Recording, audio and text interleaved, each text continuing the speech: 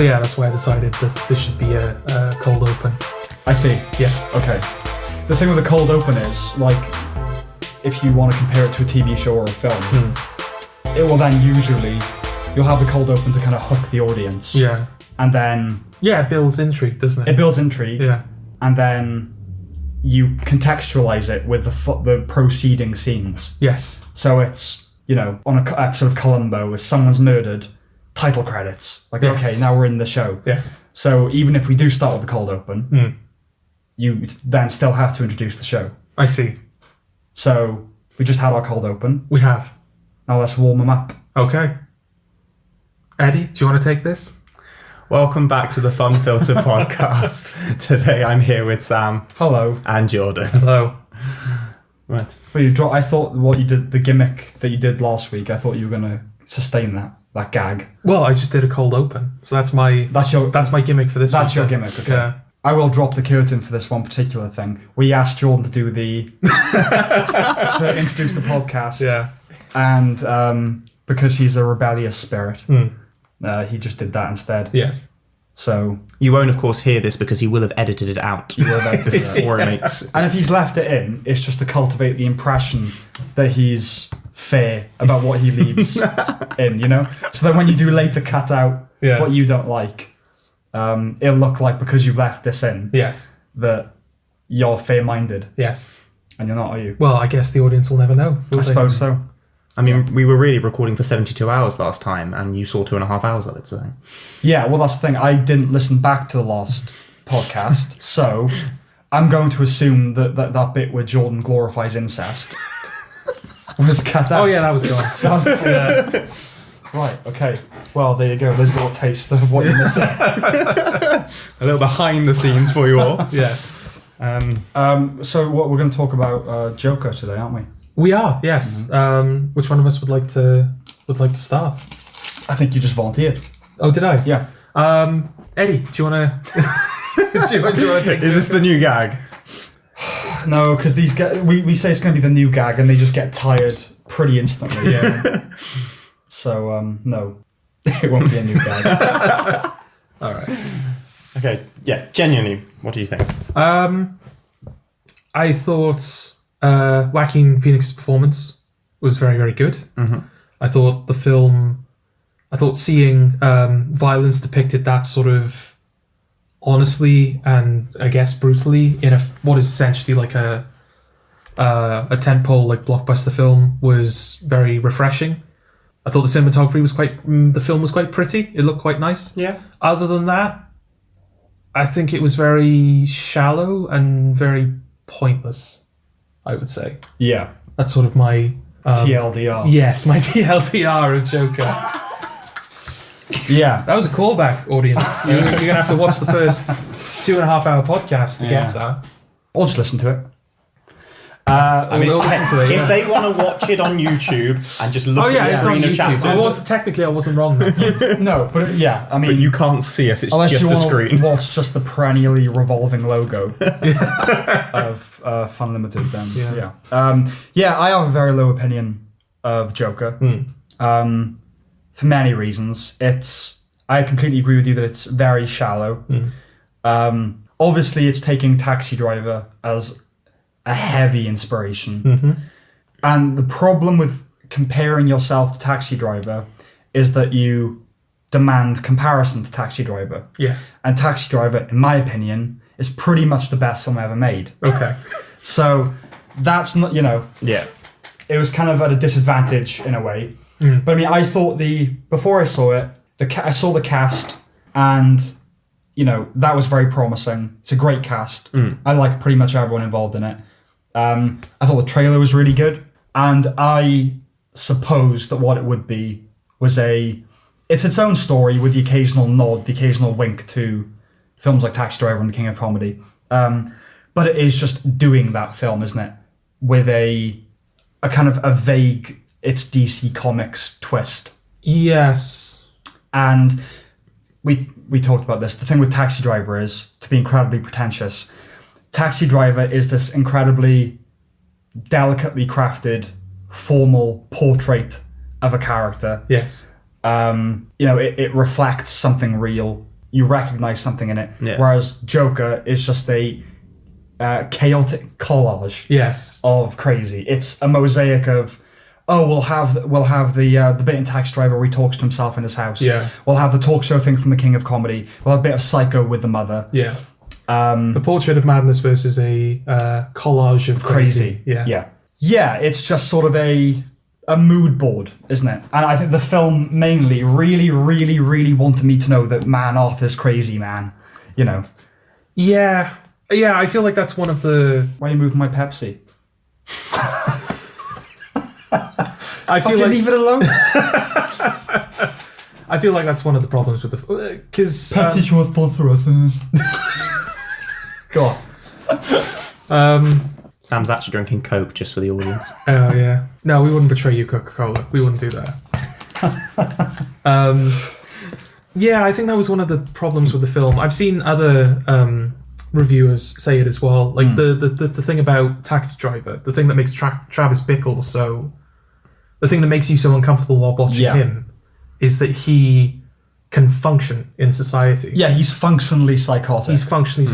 He can, he successfully woos... I can't remember her name. What's the name of the woman in the film? The actress or the character? Which either. Sybil Shepherd. Okay. Yeah, he manages to successfully woo her. Yeah. She agrees to go on a date with him. And, because he's a good-looking young man.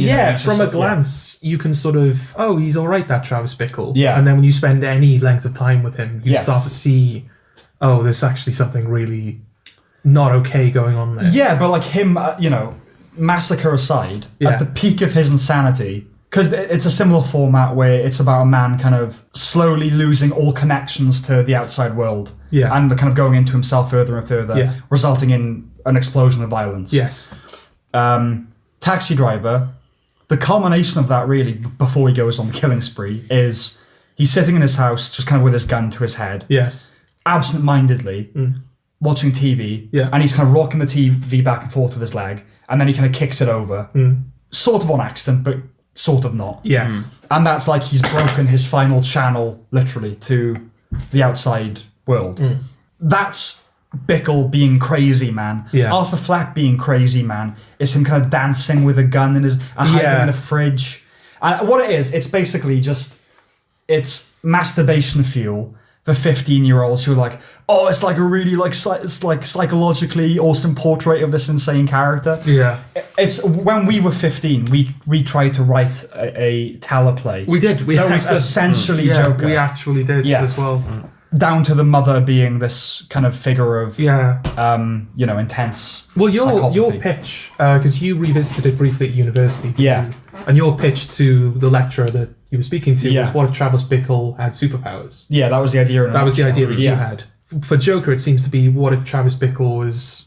What if Travis Bickle was kind of in the DC universe? Yeah. Yeah, that's... What if Travis Bickle, end of sentence, Yes. That's basically what it seems to be. Yeah. Which, because this is the thing, we've all seen Taxi Driver. I have, but I really couldn't tell you anything about it because it's been a very long time. Okay. Yeah. It's been a while for me though, in fairness. But we've all seen Taxi Driver. So to see what is essentially a watered down Taxi Driver serves no purpose for us. Absolutely not. Doesn't mean anything to us. I think I said to you, the only type of person I could see this film benefiting is someone who doesn't know Taxi Driver exists, or doesn't know those types of films exist, and Joker sort of ends up serving as a gateway. I agree with that. My takeaway of it, I'm sort of making myself angry at the possibility of this thing happening. Right. It's sort of 18 to, our generation. Yeah. Watching and going, oh my God, how come nothing like that has been done before? Yeah. No, you just haven't been exposed to that sort of, not only has it been done, it's been done 1,000 times better. Yes. And we talked about this, that not only is there a better version of that film, there are better Joaquin Phoenix being crazy films. Yeah. I said to you, didn't I? We got to stop doing that, by the way. Yeah, I said this, you said that. Yeah. That's the problem. We see each other a lot, so we just have these conversations before we even record the podcast. But yeah, I think it was last year, Joaquin Phoenix was in a film called You Were Never Really Here. Yeah. Yes. Is that any good? I mean, it is. It's not bad. It depends what you're after. Okay. It's it's kind of it's an assassin film, but it's, for lack of a better term, kitchen sink indie assassin film. Yeah. So there's It's- not much it's- assassinations going on. It's an assassin film in the same way that Drive is about a getaway driver. Yeah, precisely. Yeah. Precisely. It's a Lynn Ramsey film. So have you seen We Need to Talk About Kevin? No. It's a very kind of Let's say, because if you compare it to Quiet. Drive, I really like Drive. So it's not quite as stylish as Drive, but it's that sort of principle where it's a genre film but done in an auteurist Yes. fashion. Yeah. okay. Yeah. But yeah, I when Joker climbed in the fridge Yeah. in this film, which you used as an example of, oh, he's crazy. Crazy man. Yeah. It's like, well, why is he climbing in the... Why? Yeah. Whereas in You Were Never Really Here, there's like 5 or 6 scenes in which Joaquin Phoenix fantasizes about killing himself. Yeah. And he's sort of like, it's not transitioned into, he's just sort of doing something normal. Yeah. And then all of a sudden he's trying to kill himself. Yeah. And that's genuinely like, oh, what the hell's wrong? Unsettling, Yeah, yeah, what the hell's wrong with this character? Yeah. So Well- this guy is just like, oh, he laughs and then he dances and then he gets in the fridge. Yeah. It's like, oh, okay. Yeah, I imagine the dancing, I don't know, obviously. I would imagine it came out of Joaquin Phoenix improvising in character. And at one point he just started doing this dance or something. Yeah. Like, oh, let's incorporate that into Say the that's kind of the- definitely Todd Phillips has definitely gone. Yeah, we'll do that. Then. We'll do Yeah. that. Yeah. And I think that those dancing sequences are kind of... What was the expression I used yesterday to explain what I thought that those were? Was it something like just sort of wallow in the crazy? Is that what? No, it was something else. Oh, this is really frustrating because it was quite brilliant. It was something like it's chapter headings, intermissions. Yes. Yeah. Intermissions, balletic intermissions. Balletic intermission. That's it. That are kind of like all this stuff happens, and then you've got now let's What would you just say, like, Eddie? Was that brilliant? Do you Yeah, it was agree? quite brilliant. Do you agree with that? No, I at don't know all? what the fuck it means. it's a bit in the middle where he dances. That's basically what I mean. Yeah. That are just like kind of tonally trying to encapsulate his descent into madness. I mean, I agree that Joaquin Phoenix is brilliant, but yes, obviously Joaquin Phoenix. Yeah, we knew he was brilliant. Yeah. We knew he was brilliant. We know Taxi Driver is a great film. Yeah, We know The Joker is a good character. a good character. Well, let me take this opportunity to also plug The Master, which is Oh, of course. Yeah. a film that Joaquin Phoenix was in 2012, a Paul Thomas Anderson film, and that's about a drifter after World War II who's clearly unhinged. That kind of falls into the Scientology-esque cult. Yeah. But I heavily recommend that. And a big part of the appeal of that for me, and the appeal with the Joker character, is his lack of context. Yes. And when you contextualize the Joker, I think it's kind of denuded of all... That was a big problem for me going. I think it was a big problem for a lot of people, wasn't it? Because there are people who have like a long history with the Joker if they've read like the comic books and stuff. My history with the Joker is The Dark Knight, the Nolan film, and the Arkham games. Right, That's pretty much the same, yeah. Pretty much my only Yeah. experience with the Joker. They're both very different portrayals of the character. Yeah. But in both cases, he's an enigma. And I think that is And that's the thing. the appeal of him. Even in the Christopher Nolan film... Oh, and also Suicide Squad. I forgot Suicide Oh, and Suicide Squad, yeah. Yeah, rightfully also- forgotten. Yeah. Does that count? No. I mean, I mean, if you go off memes of the current day, it looks as if Jared Leto has gotten rather annoyed because he's being 'cause he treated has as he's been treated like he's being left behind by the other Jokers. But this So is it's the thing become is- quite a thing. I mean, I don't know how much of it was him, but I'm not sure how much you can blame Jared Leto for how bad that was. I mean, it was a terrible film, Yes. you know? Terrible film, and he did shoot a lot of film, a lot more. Yeah. But also, did he need to be method acting, sending people use condoms and shit like that? I think that's No, a he publicity thing, though, isn't it? I think a lot of method acting is publicity. Oh, yeah. In award season. When they were saying as well that, we had a therapist on set while filming Suicide Squad. Yeah, utter rubbish. Yeah. Yeah. Or it's standard practice, and for some reason, and they decided if we publicize that, then it's like in is it the first episode of Mad Men where he decided for the cigarette campaign, he says, these cigarettes are toasted. It's toasted. And the guy says, well, every cigarette's toasted. He went, no, these are toasted. These are toasted. Yeah. Precise. And I think that another thing with the Leto performance is that it was off the back of the Heath Ledger performance, in which essentially he method acted himself into the grave. Yes. Really. Yeah. So it's like, right, well, I need to match that level of intensity without Yeah. the consequences.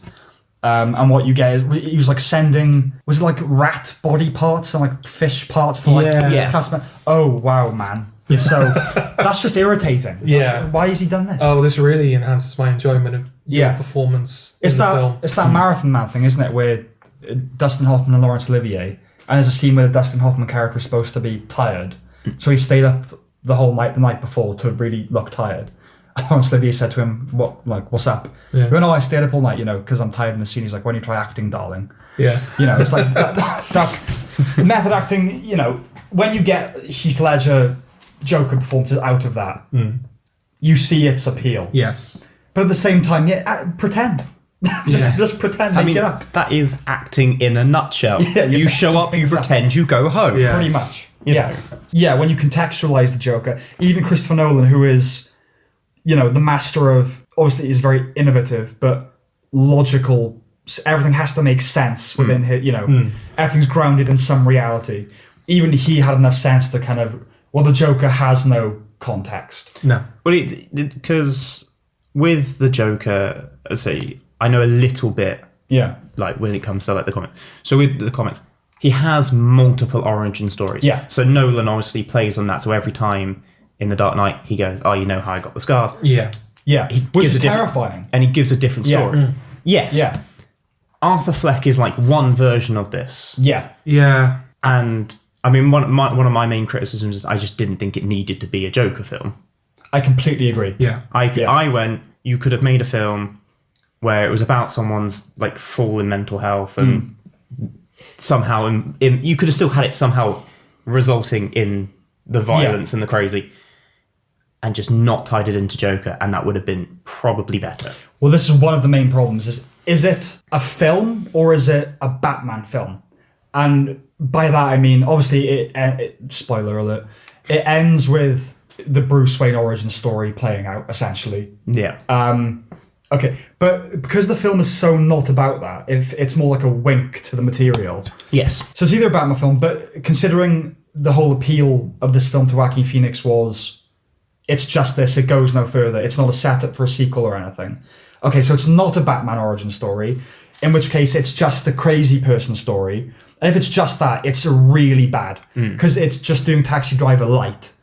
And the arc of the film, the arc of the film is, man is a bit insane. Yeah. Society makes him a bit more insane. Yeah. He kills people. Yeah. People like that he kills people. He goes really insane and ends up in a psychiatric hospital. Yes. And that is the film. Yes, because at the beginning of the film, he's medicated, isn't he? Yeah. He's on like all these different types of medication. Yeah. Then the therapy program that he's in shuts down. The funding is cut. Yeah, funding's cut. So he can't get his medication anymore. Yeah. So he's coming off his medication during the film, which No wonder he's going a bit fucking crazy. yeah, that's the thing. Yeah. It's sort of like perpetuating his descent into madness, but also in his mind he's becoming more awake. Yeah. What this like uncontrollable laughter that he has, he seems to gain control of that by the end, and it's like he's got better control of it once he's off meds. yeah. And when he's off meds, he's like, oh, I'm happy. I finally know who I am. I'm the Joker. But then at the end he gets sent to Arkham, where presumably they medicate him again. Yeah. So doesn't that just undo everything that happened? Yeah. But It's just very confused about what, because at the end he laughs and she says, why are you laughing? He says, oh, you wouldn't get it. I know that's meant, oh, that's brilliant. It's like the fun. But what does that mean? It's not like through the film he's been holding on to this secret, you know what I mean? It's a weird resolution. Is it supposed to imply that he has, though? Well, because he wants to be a stand-up comedian. Yes. Doesn't he? Which is about making other people laugh. Yes. And then he laughs at the end. Yeah. You wouldn't get it. Right. Okay. Which I think is an allusion to The Killing Joke with the Alan Moore graphic novel. Yeah. But the film it ends up being not much of anything, really. Because I think the problem is, a lot of people are loving it. And it's because it has a really great performance in it. Well, not great, but very good. And it looks really good. The cinematography is really good. Yeah. And those are the two ingredients that are like the easiest thing to go, oh, quality film. Yeah. The cinematography is great and the acting is good. Quality film. But when you look into it a little bit, it is like it's fan fiction of somebody going, oh man, what if you did like the Joker, but it was like a 70s Scorsese film? What if you did that? Okay, and you think of that and you go, oh, that's quite interesting. Yeah. And then you think about it for 1 second longer and you go, oh yeah, well, that's nothing. Is it? Yeah. You know. Are there other Batman films you could have chosen to do this story with? I know you picked Joker because Joker is the main one. Yeah. But also, as we've said already, the Joker kind of has to remain an enigma. You can't turn someone into a symbol. You can't turn them into an idea if you know everything about them and where they came from. Yeah, mystery is essential. Yeah. I mean, it's a shot in the dark, really, but I think the greatest villains throughout history, there's an air of mystery to them, right? Yeah. Like Gustavo Fring in Breaking Bad, his background is never fully explained. We know he's from Chile originally. Yeah, and there's an implication that he's involved with the Pinochet dictatorship, but not really. Gus Fring, Shiger from No Country for Old Men. Absolutely. Who's a character defined by his code, which is what the Joker is also defined by. Yeah. Or the absence thereof. Yeah. Villains are at their best when they are ideas. Yeah. When they embody a worldview that is destructive. Yes. And so when you say, oh, he's just like a regular guy. Yeah. But he's a bit mad, really. And he was abused when he was a kid. It's like, okay. But yeah, if the end of this film is setting him up as he will then go on to become this crime lord, he's an incredibly incompetent human being. That's the problem. Yeah. Even at the end when he's in the makeup, I didn't really buy at any point that this is the Joker, you know? Yeah, it was Arthur Fleck in makeup. Exactly, yeah. It doesn't, that's not the clown prince of crime that we come to know. Yes. No way. No. You know? Yeah, no. They're doing the insane presidential shooter thing. The taxi driver was doing. He was inspired. No. So, I don't know if you knew it. A guy called John Hinckley tried to assassinate Reagan. Okay. Inspired by Taxi Driver. Oh, okay. Because he'd seen Taxi Driver and he was obsessed with Jodie Foster. Mm-hmm. Right. And so he thought, I'll get her attention like he does in Taxi Driver by trying to kill Reagan. Yeah. I'm pretty sure it was Reagan. But which actually brings up another thing. The moral panic that has been breaking out over this film. Isn't that just utterly stupid? Yeah. Mm. Do you want to... Because I'm only half familiar with it. I think the idea is that the film, by sympathetically contextualizing a man that goes on to become a shooter, it would legitimize like high school shooters and stuff like that to go, oh, well, if he's doing it, then I can do it. Okay. Which is utterly absurd. It's the same thing of people... was it GTA? Yeah. Was inciting violence as well. Yeah. Like every single time something which maybe has a bit more violence than it needs, or just a bit more violence than someone was expecting comes out. Oh, well, that's inciting violence. This is doing this. This is legitimizing people to do this. Mm-hmm. No. Just yeah. I don't see it that way. I just... people who are, who are shooters in waiting in whatever way, something's going to trigger them. They are that in waiting. It's not a case of it's going to create those people. No. It might be the thing that kickstarts it. Yeah. But that's no reason to say that the film is responsible for No. For that. I mean, Joker doesn't decide to go on and kill Robert De Niro after playing around at GTA, does he? No, he doesn't. It's because he finds out... Well, yeah, it's because he finds out that he's been adopted, that he was beaten as a kid, and all of this really traumatic stuff in his past. Not, and then he decides Robert De Niro's laughing at him, and he goes, well, you can die. Yeah. Which is... I'm kind of upset that Robert De Niro's in the film. Oh, yeah. As much as he is now does things like Dirty Grandpa and stuff like that, which is depressing enough. The fact he's in this kind of... It's him validating the Taxi Driver kind of... Yeah. Homage. It's almost like sort of giving them my seal of approval. Yeah, and that... I'm a bit upset by that. But let's talk about the ridiculousness of that scene where he's on the chat show. Right. Ignoring the fact that it's going out live. Yeah. The fact that He comes he up- confesses to murdering these people, and De Niro is like giving him the time of day to ask him about his motivations. I'm like, I think you're bad. No, Arthur. I think you're immoral. Rather than security rushing in and tackling Arthur to the ground. And I'll cut. You know. Yeah, I mean, at the point at which he reveals he has a gun, that should surely be, let's not let him kill Robert De Niro. Let's tackle him to the ground. No, I mean, I think in fairness, he doesn't reveal the gun until he shoots De Niro, right? He still has it, like, towards him a little bit first, and then does it. Right, okay. If you've got security tackling him quick enough as soon as he's done it, there was probably at least a little bit of time to do it before he did it. I mean, okay, then you don't get the drama of the film, but... You know, the inevitable. But the fact of that scene, he comes out, apparently kisses the old woman, whoever the fuck she is. Because he's crazy, man. Yeah, because he's crazy, man. Only crazy people would kiss old ladies. It's like when he There was one time, Criddle, shut up. He kisses the vertically challenged gentleman on the head, doesn't he? Yes. Because after he kills the other bloke, he's like, He's just like- he's so kooky.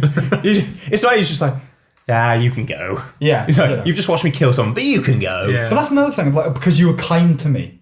So, are you an indiscriminate, insane killer? Yeah. Or are you a freedom fighter? Are you a terrorist or a freedom fighter? Yes. Yeah, that's the thing. Yeah. But yeah, no, the thing with De Niro. I mean, I know it's the 80s in Gotham. It's the 80s. There are super rats and thing, but the super rats. you think they?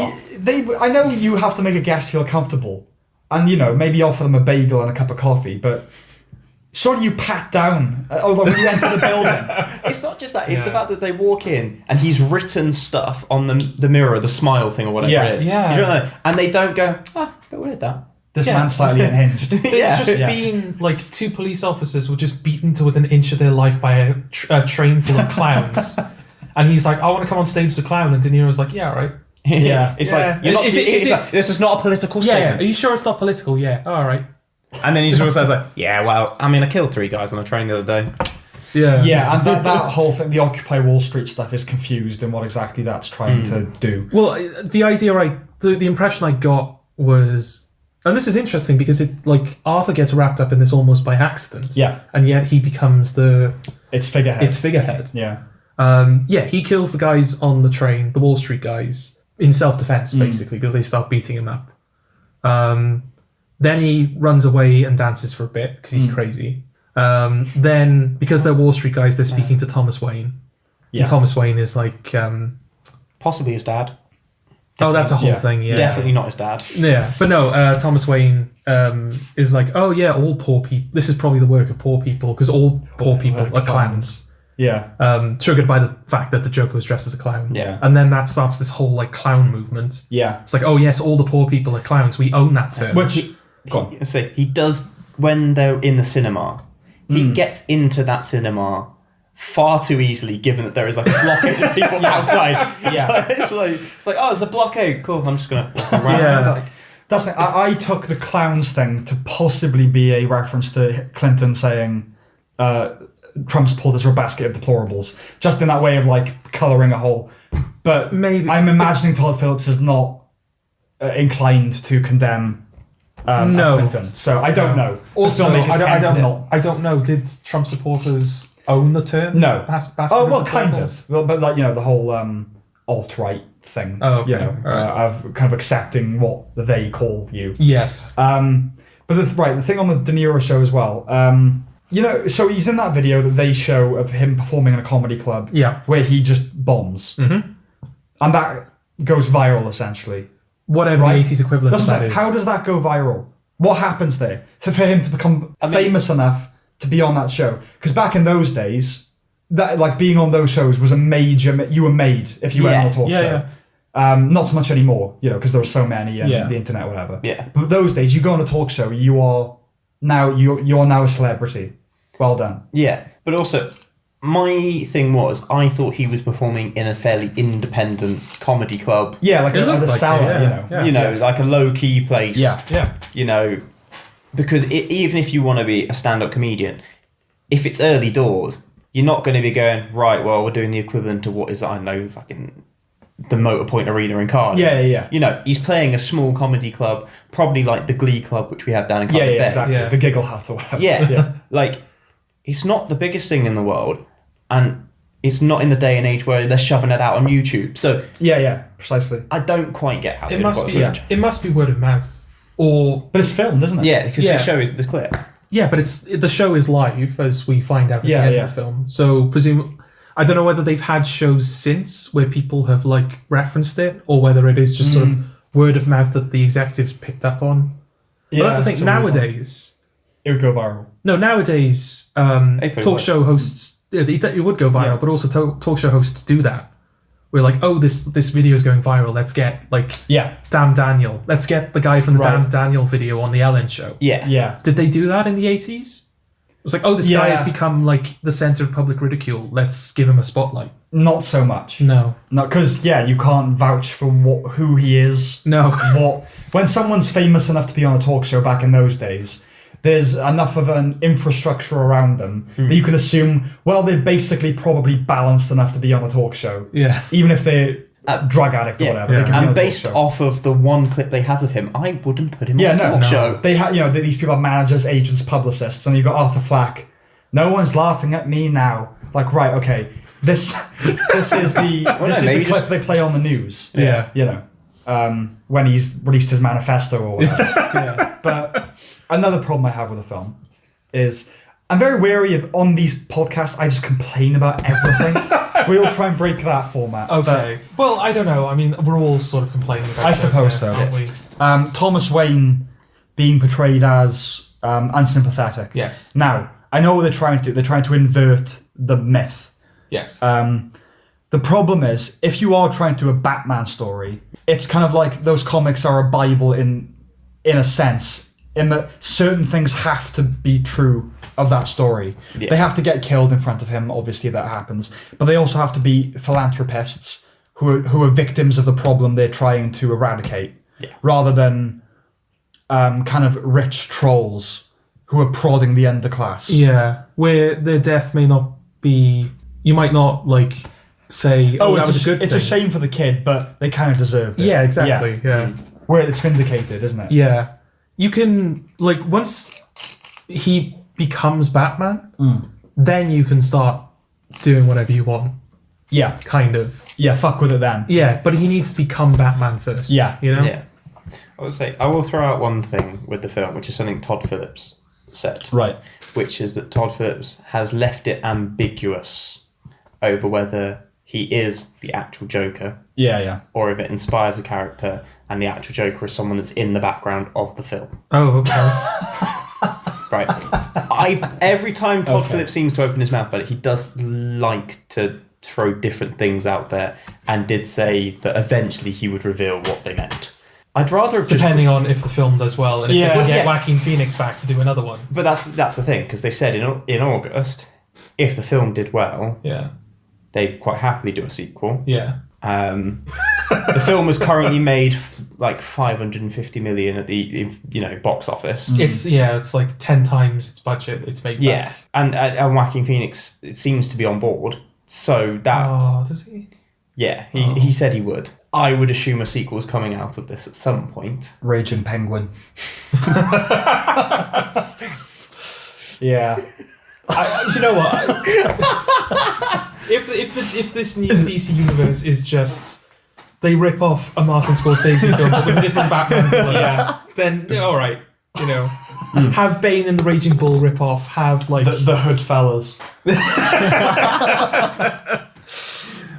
have like I don't know who could be in the Wolf of Wall Street rip off.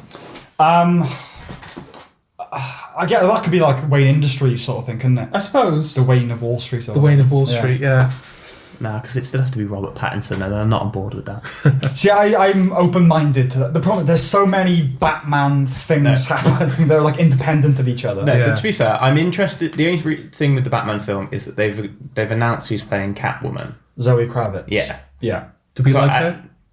She's okay. She hasn't done anything that's like wow. No, she voiced the character in the Lego Batman film. Oh, did she? Oh, did she voice Catwoman in that? Yeah. Oh, okay. Right. Okay. So I'm interested to see how this portrayal of Catwoman Also, that goes down. Joker. I'm familiar with that Joker as well. Zach Galifianakis. Zach Galifianakis Well, that's Joker. in the last 5 years. Can we not talk about Zach Galifianakis? Between two films. Still bitter about that, are you, Eddie? That's fresh wound. Just haven't watched the fucking film. In the last 5 years, how many different Batman things have there been? There's been 5. the Lego the last 5 years. Right. So since 2014. Yeah. So you've got the Lego Batman stuff. Yep. You've got Gotham, the TV series. Yep. Yeah. You've got now there's Batwoman. Batwoman, yeah. Batwoman. Alfred's got a TV. Yeah. Pennyworth it's called. Even Alfred's got a show. Yeah, Pennyworth. The Suicide Squad. Ben Affleck Batman. Yeah. Yeah. Who's also, because he's in Batman, Superman, and all that shit. all that universe. Yeah. You've got the new Rob Pattinson film. Yeah. And now you've got Joker. Yes. Too much? Well, do you want to count Teen Titans? That stuff I'm not even familiar with that. Okay, that's like Sorry. I think Robin is like the main character of that. Right. It's a kids show, but they did a film. That's the interesting thing is they did a film in it was either 2018 or 2017. I can't remember. Right. The premise of that film is one of those self-aware kids cartoons. So the premise of the film is that the Teen Titans are trying to get their own franchise movie. Right. And they go to the premiere of, I think, the new Superman film or the new Batman film. Okay. And there are all these trailers beforehand. They're announcing all these new films based in that franchise. Yeah. And the Teen Titans are like, oh my God, it's going to be us, it's going to be us. And they announce an Alfred movie. And it's a joke in that film. Yes. And then I think a couple of months later, the actual Alfred movie was announced. Yeah. So in 2016, you did also have the Batman: The Killing Joke film. Also, Right, that, yeah, there's that. Oh yeah, you've got you've Batman TV Ninja. suit. Yeah. You've got all of those. Batman Ninja. You've got I like get it. Suicide It's, Squad. there's a rich mythology, and I'm not saying let's not make any more Batman things. It just feels like, well, the Joker, okay, you're obviously going to do more Joker incarnations out, but it's done. It's been Heath Ledger's performance as the Joker to me now. Yeah. You can't one up that. No, I think that's the case with most people. Yeah. Some people are still more for like Nicholson's version. Yeah. But generally speaking, it's one of those two. Yeah. And you can do another Joker, but you won't do it better. No. I don't see how you can do it better. So that's the thing. Is Joaquin Phoenix now going to become part of that conversation of who's the best Joker? Yeah, I've seen Is it loads Nicholson, Heath Ledger, or I've seen loads of memes with like Nicholson, Ledger, and Phoenix kind of pointing at the latter Joker and going, "Ha! Right. We're the good Joker camp." Yeah. So I follow I'm in a group on Facebook which is called Three Flavors Cornetto Post. It's just about the Cornetto trilogy. Yeah. So if you know like films like Shaun of the Dead and all that, and this is one in particular. Okay. Which is just. Please welcome our newest member to the I'm butthurt someone did it better than me club, Suicide Squad Joker. Okay, yeah. So and that, then those two. that essential idea. Yeah. Yeah. I'm wondering whether, because when Joker premiered at the Venice Film, I think it won the main prize at the Venice Film Festival. Okay. And then it's like, give Joaquin Phoenix the Oscar now. And whenever a film that I'm quite excited about has that level of buzz around it, it's almost always not as good as I hoped it would be. Yeah. I'm wondering whether, similar to The Last Jedi and those films that get quite good critical reception immediately upon release, to build up hype, and I wouldn't be surprised if a lot of critics are paid by the studio, Okay. is within a few months, is there going to be a completely revised opinion of, you know what, Joker actually wasn't that good, was it? I don't know, because I have spoken to certain people about it, and I probably had a more negative review about it than most of them. Right. And I'm more positive about it, I think, than you two are. Yeah. Okay. So, Yeah. Well, is there anything that because me and Sam have sort of, again, first 40 minutes of this podcast. you've first 40 minutes, I just kind of pop in and out, you know. Is there anything that we've brought up that you disagree with? This thing, not particularly, because I spent time thinking over it over the last week. And I'd say my main criticism was that I came away and went, this didn't need to be a Joker film. Okay. Yeah. You could have easily done things differently. But no one would have seen it if it wasn't the Joker. No, very true. It would have just been some random independent flick. And the thing, if it's not the Joker, if it's not the Joker, it's just a Taxi Driver rip-off. Yeah. And it's sort of okay to do, I don't know, like you're taking Wolverine and you're doing Shane with it, which is what Logan did. Yeah. Or, you're taking an existing property that's going to draw a big audience and doing it through the lens of a pre-existing thing. That's fine. But if you remove that from it, I mean, Logan minus the X-Men-ness of it is still a good film, I would say. Yeah, I would agree. Yeah. This, I don't think it's a good film anyway. But if you take out the fact that it's the Joker, it's you've made Taxi Driver in 2019, and you've just done it worse. Yeah. You know? Yeah, it completely does not need to be a Joker film. No. Because it's trying to be its own thing. Yes. It's like, it's not a Batman heavy film. But by doing that, It's not a Batman heavy film, but we will point out at least 3 or 4 times that we're set in Gotham. Yeah. Yes. And Batman will be in it.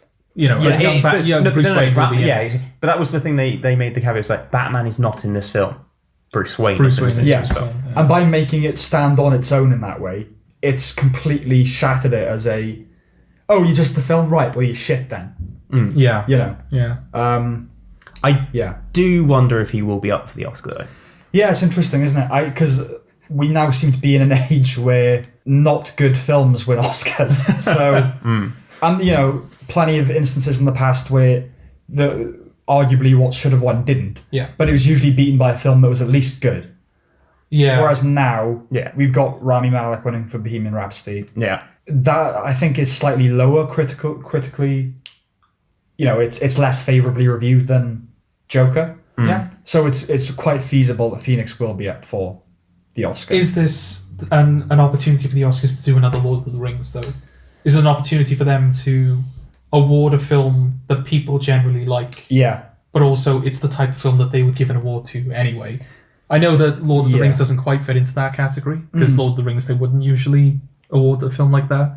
But yeah, do the Academy see this as, this is like a big popular film that we can give an award to and sort of keep our values intact? Like nominating Black Panther as well for Best Picture. Yeah, but that felt a bit token. It did, but it wasn't a bad film. Especially when they created that like popular film category that they had to get rid of. Yes, but like 10 years ago, after The Dark Knight wasn't nominated for Best Picture, it caused such an uproar that they then expanded Best Film to 10 films rather than 5. Yeah. So will this then? But they did give the Oscar to Ledger. Yes. But will this then be we need to take public opinion into account a bit more. Yeah. So we will nominate things like perhaps a slightly weird question. Would Ledger have won it if it wasn't posthumous? I don't think he would. You don't think he would? I don't think he would. Absolutely think he would have done. Really? Yeah. Because the Academy likes villains, like showy villain performances. Well, who was he up against? Because I'm saying this, I don't know who his competition was. 2008 was a pretty weak year for Oscars, generally speaking. So he would have been up against... you had Josh Brolin for Milk. Yeah. Robert Downey Jr. for Tropic Thunder. Right. Well, that wouldn't be nominated now. It wouldn't be. Philip Seymour Hoffman for Doubt. Yeah. And Michael Shannon for Evolutionary Road, as well as Heath Ledger. Okay, so Philip Seymour Hoffman is great in Doubt. Mm-hmm. They're all good performances. Yeah.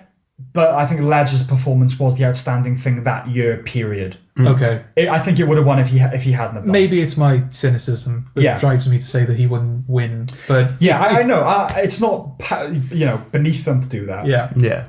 But I just think that's such a showy theatrical performance anyway. They like that sort of thing. Yeah. So I think it would have won regardless. I really do. Okay. Well, that's the question, actually. Todd Phillips was not the right person to make Joker. No. Who was? Oh, God. If it's this sort of film. That's the question. Because we've, thinking about it, we've sort of trashed, poo-pooed the idea of this film entirely. Yeah. But I suppose if you had to do it, if you had to do a Joker origin story film... Is that the only... those are the only conditions? It has to be a Joker origin film? I suppose. Okay, so it's not.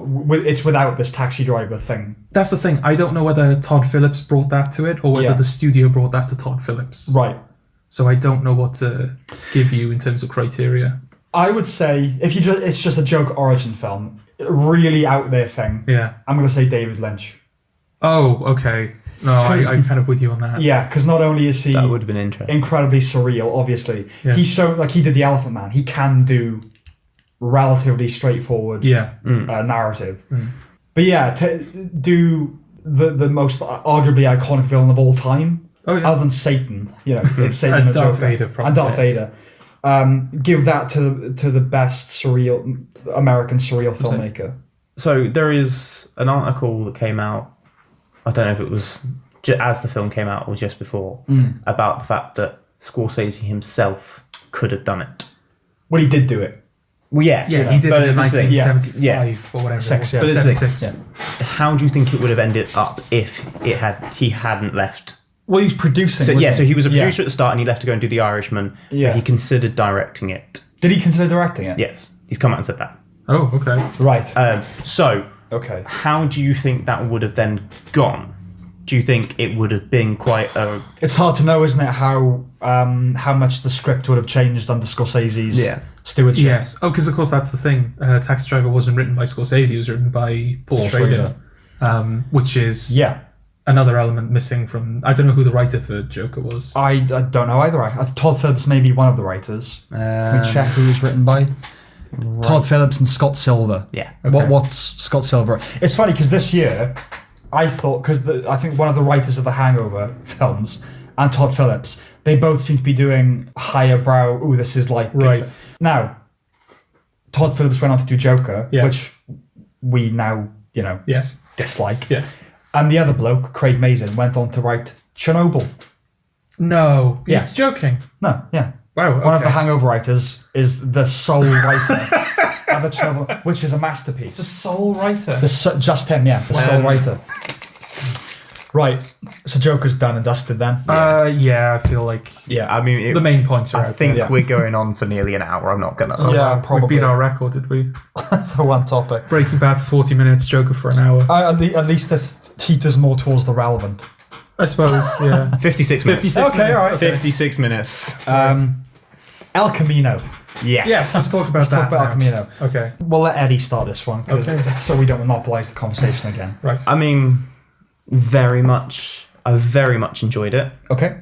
Again, I'm still... I think it's a lot of fan service. Yeah. Whether it was needed, I'm still deciding. I like that you get to know the story, that you get this story. Yeah. But again, it's fan service, so whether it was needed or whether you could have just left it, because as we discussed last time around in the script where he's going is somewhere better. Well, you find out within about 30 seconds that is not true. Right. Because immediately the police are there surrounding him, he has to hide, and Yeah. so... To be fair, I think that was meant more in like the ultimate sense. Yes. Yeah. Like, but that's the thing, isn't it? It's he's going somewhere better and leave it at that. And even though if you haven't read the script, you wouldn't know that. That ending is basically that idea, isn't it? He's escaping. We are then meant to infer that he basically has a good ending, right? Yeah. He has a nice conclusion to his character arc. Yeah. This film is just the minutiae of that. The brief moment before ultimate happiness. Yeah. It's the mechanics of that. Yeah. Which Breaking Bad's always been great at, is the mechanics of a situation. But to me, that does render it entirely pointless. Okay. It's not needed at all. No, it's not. Yeah. But it's well done. It It's is very well done. executed. I did find it funny because Jesse Plemons, I thought, did quite a good turn as Todd. Yes. But I do love the fact that his face is considerably larger. Oh, yeah, than it was. he's blue. He's blue. Yeah, Yeah. And I was like, I love the fact that it's just gone, no one will notice that. Well, this is the thing. There's not, as far as I see it, there is nothing wrong with this film, right? I can't really criticize anything about it because it's so well executed. The only nitpicky problems I have with it as a film on a micro level is things like, Jesse Plemons is considerably larger than he was in Breaking Bad. And then your brain has to start writing it off like, he put on weight for a few months and then he lost it by the... Something like, so you can justify it to yourself. No, it's all that soup he was eating. It's all that, exactly. All that, the beans and bacon. Well, no, soup. he had to empty his fridge to fill it with money, so... That's very true. Oh, yeah. You gotta... couldn't buy another fridge. No. Yeah, they eat all the food. And like when they bring in Cranston, his bald cap is a bit dodgy. Yes. And it looks... And he's bigger than he was at that point in the show. Yeah. And it just... and it's funny because that, as far as I can gather, the scene that he's in, it takes place just after the episode 3 Days Out, which is when they're stuck in the RV in the desert. And now he's somehow fatter than he ever was. When he'd conceivably be significantly thinner. Yeah. Yeah. So I do love the fact that, I don't know if you know, but they had to fly him in on a private jet Right. to hide the fact that he was right. coming in for Okay. filming. So I did love the fact of like reading that. It's just like, yeah, no, we really, because if you've seen, I don't know if you've seen Aaron Paul do any interviews about it, I haven't. but he said that when they were filming, like how this was kept quite well set, secret. Yeah, yeah. And he was like, oh, how did you do this? And it's like, oh yeah, well, people would come like, down see us filming. You'd be like, oh no, I'm just doing an indie passion project, Yeah, and it they'd was be like, called oh, Greenbrier. yeah, and Yeah. they'd be like, oh, cool, Yeah. And then it's like, nah, but then we also secretly flew Brian Cranston in on a private jet. Yeah. Somehow you had Jonathan Banks also just casually walking Yeah, around. yeah. Kristen Ritter. Yeah. Which I understand, obviously, her being in it, but at the same time, Yeah. you probably didn't need it. Yeah. You didn't need her. You didn't need Cranston. No. That is fan service. Yeah. And, but it's not indulgent enough. And you can't extract a kind of poetry from it. It makes sense that at the end of the what is now the end of the Breaking Bad saga. Yeah. But okay, we get one more scene with Walt.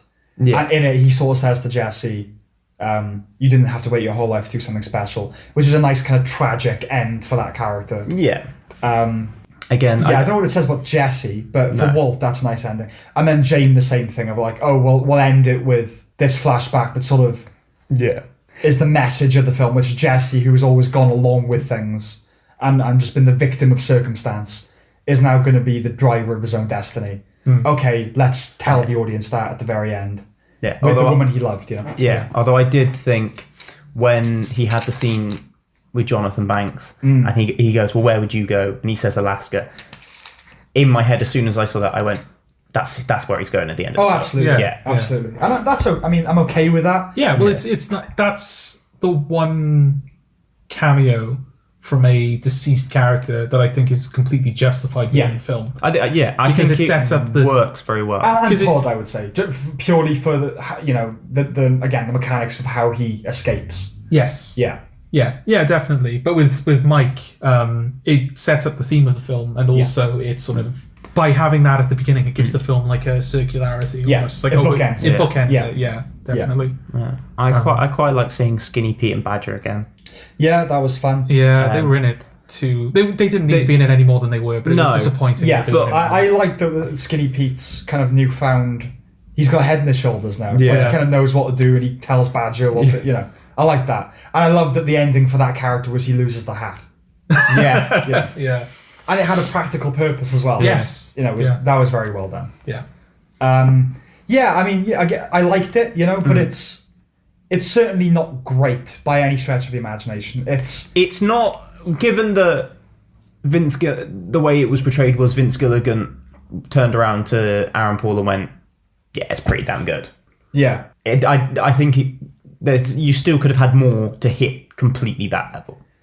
Yeah, and the thing about Breaking Bad is they never wasted anything. Everything was there for a reason, and they used what they had, and they never exhausted something. They got as much juice out of it as was reasonable, and then that was removed. And they did that, and every scene was important. If you took out one episode, the one after wouldn't make sense. It was a very boom, boom, boom. And so the fact you're getting these flashbacks, it's like, well, if it was important, I would have seen it in Breaking Bad. Yes. Yeah. It's similar to Joker in a way. It feels a bit fan fiction-y, done at a much higher level. Yes. Whereas, like, well, we know Jesse escapes. This is precisely how he escapes. Yeah. In that sense, it's the minutia of what was already a foregone conclusion. Yeah. Yeah. It was the exact thing of you said it last week, was they were never going to kill it.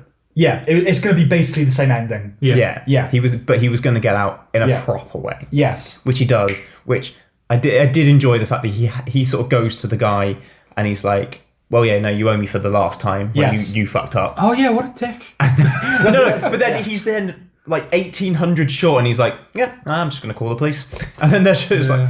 But that sort of thing, that's very Breaking Bad. I love the problem solving of, well, you owe me for last time. Of course, yeah, he would ask for the money for... Right, so he's 1,800 short. How to get 1,800? And that sort of storytelling is very Breaking Bad. Yes. One more problem to solve. One more problem to solve. Yeah. Like I said, I have nothing to complain about. I like that his brother was on a band trip to London, so we can't have the fact that he's aged 10 years. And Brock wasn't in it. Brock as well. Just one little, the writer in me trying to think of like one little detail that would have been nice is when he is he goes in his parents' house and he opens the safe and he gets the guns out of it.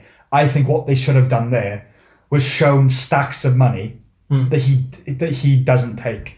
Because he has to get $1,800, doesn't he? Yeah. So I think He'd rob the other guys. He wouldn't rob his family. he'd rob the other guys because that's sort of he's earned that money because it's Todd's. Yeah. And in a weird karmic way, it sort of belongs to him. Those bastards are the ones who put in his, the contraption that kept him a prisoner. Yeah. So no, he could rob his parents, and he doesn't. I think that would have been a nice detail. Yeah. But yeah, that's just the writer in me. Yeah, no, that's fair. Was he supposed to rob his parents, though? My initial impression of that scene is he got them out of the house to rob it. Okay. And when he only found the guns, he was like, right, I'm going to have to go to... That's interesting. I don't know. Yeah. I assumed that he'd gone there to get the guns, because obviously he lost his gun too. Yeah. I could be wrong, but he looked almost disappointed when he saw the safe was only filled with guns. Okay. Maybe. I could be wrong. Okay. Yeah, I didn't give that scene enough. It makes sense that you'd look in a safe for money. Oh, yeah. But no, I do. Yeah. I would have liked that little deal. Yeah. Although Todd's neighbour, why fuck was he annoying? He was really irritating. I understand playing, you're playing to irritating, but... Yes. He really was annoying. It really got on my tits. I really liked the stuff with Todd and Jesse in the apartment, just working around the dead body. Yeah. That was very Tarantino-y and just kind of I love surreal. that he just puts the belt on. He just they're nice rolling up the little body. detail. Yeah. Like a spider. Yeah. Oh, Yeah. that was fucked. When the spider was in the room. See, that's I would have hidden the money under the spider. I would have had it put it on top of all the money in this contraption and put the cage on top, because no one's gonna go through the spider to get the money. But it was Todd definitely. The thing that was messed up about the spider for me though was the spider is no longer a trophy now. Now that it's a pet. Yeah, he's given it an environment and he's looking after it. I love that he just again Todd. We've talked about this again. Yes, but how they capture his insanity. It's never showy. No. It's never obvious. It's just kind of these little... He's just so bland in a way as a person. Yeah.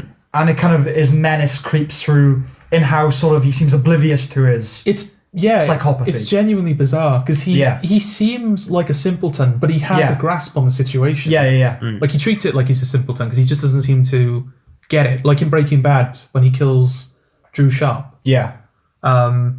He's just kind of you said not to... Yeah, it's kind of, there's a rationality to it. And there's sort of, they do it with the right level of indifference. It's not indifferent enough oh, look how cold and, mad he is that he kills people. He sort of apprehends the gravity of what he's doing. Yeah. She found my money, I can't have people finding my money, so I have to kill her. And there's kind of, he's regretful about it, but not in a crazy way. No. He's just she didn't deserve it. She was honest, and it's it was a moment of weakness. Don't make me feel worse about that. I already do. And I love when Jesse goes to his room and you just hear, "How do you like my room?" He's so blasé about it. It's great. But go on. No, I was going to praise Todd a little bit more. Yeah, Jesse Plemons is great. I will say, in the show, he did annoy me a little bit. Okay. I really enjoyed watching him in this. Okay, annoy you. In what sense? I don't know. I just remember when I watched the show really being can you just fuck off? Can you just fuck off? Mate? Yeah. I think particularly towards the end of the show, I think he quite annoyed me. Okay. You enjoyed it when Jesse disposes of him then? Yeah. By snapping of his neck. Yeah. Snapping of his neck. Snapping of his neck. The question: can you watch it if you haven't watched Breaking Bad? I want to hear Eddie's answer. I know. Yeah. I kind of feel like if you can, I think you're missing too much detail. Yeah. Yeah. I think you absolutely can't. I'm in hindsight, I'm really glad we watched Breaking Bad. Yes. Because we said on the last podcast that me and Sam were watching the entirety of Breaking Bad in lead up to El Camino. Yeah. We managed to do it. Yeah. And it was good because there were a couple of things in Breaking Bad that I either didn't remember or I sort of misremembered how they fed into the story and where they came in the show. Okay. Good example being that I thought Say Walter White, the website, was in series 1. Right, okay. Just little details, nothing important. Yeah. It's not like I forgot who Joe was or anything. Just it was nice to revisit the show, but also, I don't see how... There are things like the spider, you're not going to get the significance of the spider, and that's disappointing. Yeah. But when he goes to see Ed, the disappearer. If you're unfamiliar with Breaking Bad, you're going to be like, okay, why does he know? Yeah, it does. Yeah. Oh, they've absolutely. encountered each other before? Why didn't we see that? Yeah, which is, for me, it's a good and bad thing, because I think it's good that it's so after the show that it's not going to bother resetting up this world for you. You know what I mean? But at the same time, I think that films should work as films. Okay. In and of themselves, and this really doesn't. Even just structurally, like it's very vignette-y. You know? Yeah. It's a thing happens, there's a flashback, a thing happens. It's not like 3 act. It's, there's a resolution and there's sort of a beginning, but it really is. It's a long episode of a bigger story. Yeah. Rather than It's an epilogue. It's definitely precisely an it's an epilogue. epilogue. Yeah. But a good example is you would probably be able to infer who Todd is. Yes. Like, One of his captors. Yeah, he held Jesse captive. Yeah. But Todd has no end in the film. No. He just sort of stops showing up. Yes. Yeah. You've got that whole scene with the cleaner that he makes Jesse help him take the cleaner out into the desert and bury him, and then Jesse is about to shoot him, but Todd sort of intimidates. I think he doesn't even intimidate him. No, I think just Jesse realizes that, okay, I shoot him, I'm gonna have to get rid of his body. Yeah. I'm gonna escape. They're gonna go kill Brock. Yeah. Yeah. The police are gonna be after me. I'm fucked in. I can't do anything. Yeah, there's nothing I So can he's do. just impotent, isn't he? And he gives it Yeah. over. Yeah. Which in a film is like perfect. Like, okay, we've set the stakes now. Yeah. This guy has to die. We hate him. Yeah, exactly. And then he only shows up in one more scene, and he's kind of in the he's background. in the background, and you just Yeah. think there's not even the suggestion of what goes on to happen to him. No. You can infer, oh, right, 9 people found dead. Right, he's dead then. Yeah. Yeah. But yeah, there's no like little flash of his body or Jesse. It's never addressed. Like there's this psychotic villain, Yeah. and he's just not in the film anymore. Yeah. Yeah, no, you cannot watch El Camino if you haven't watched. I'm just thinking, I'm not framing that as a negative per se. Right. Yeah, Because, it's both for me. well, I mean, they've made no secret of the fact that this is the continuation of a TV show.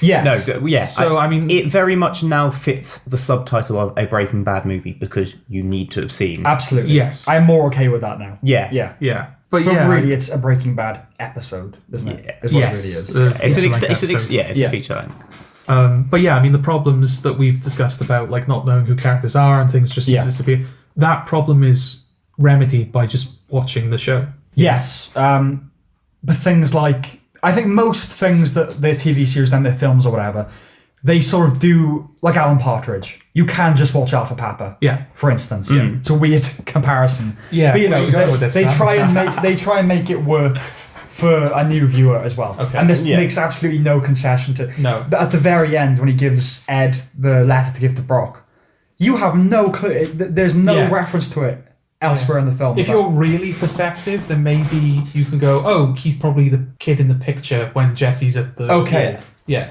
But you have to be quite. Yeah. Quite smart to picture's figure in it that for out. like one... Yeah. one You wouldn't shot. even know what that means. No. I think at one point he goes, they killed someone and Ed cuts him off. And like, that's the closest you sort of get to. So yeah, absolutely no clue. Yeah. But yes, who is watching? I'm trying to think who is watching El Camino without having seen Breaking Bad. Maybe a casual viewer of Breaking Bad who saw a few episodes and I was like, oh, but here's the film. So I'll watch the film. Yeah. Oh yeah, if you're Yeah. a person who's thinking, I'll watch El Camino, and if I like it, I'll go watch Breaking Bad. Yeah, and the film will sort of accurately it's encapsulate what the show was. It's a microcosm of the show. It absolutely is. It not. isn't. It's a microcosm of the show in that it still feels a bit like Breaking Bad. Like you said, the storytelling is very Breaking Bad, even if the visuals are slightly different, because this has a much more cinematic feel to it. Yeah. Yeah, I would say Breaking Bad is a necessity going in. I feel there's a lot more to say about El Camino. Well, I think because we talked so much about Joker, Sort of, I feel compelled to sort of match it with El Camino. Yeah. But I have, broadly speaking, I have good things. I have good feelings of El Camino. Yeah, my broad thing is it's definitely a good thing. It's not a good film, but it's a good property, if you know what I mean. Okay. It's a good thing that exists. But I'll be honest, I'm not I'm not readily going to accept it as like that's part of Breaking Bad now. When I inevitably watch all of Breaking Bad again, for me it's still going to end with the finale. Okay. Yeah. It doesn't end with El Camino. That's a nice thing if you want it, but no, Breaking Bad is Breaking Bad, and this is something. Well, shall I give you the 2 alternate endings? There was 2 alternate endings. to El Camino. Yes. Okay, One involved him in a prison cell, right. where he was finally able to sleep. And Okay, that was Vince Gilligan's initial pitch, apparently. And then Right. he showed that to people, and they went, "No, you can't put him back in a cage. What are you doing?" yeah, that's literally in one of the teasers. Skinny Yeah. Pete says, "There's no way I'm helping you put Jesse Pinkman back in the cage." Yeah. Yeah, he's been a prisoner already. Yeah. He's suffered already. As soon as Vince Gilligan Yeah. heard that, he went, "Oh yeah, okay." Apparently, Fucking hell, Vince, come on! I'm giving you some credit. You just the other one is that apparently he's driving, and there is a voiceover of what the letter says. yeah, right. Okay, I was worried about that because I thought he'd give Ed Yeah. the letter, and then as he drove off, you'd hear the letter, and I was like, Breaking Bad.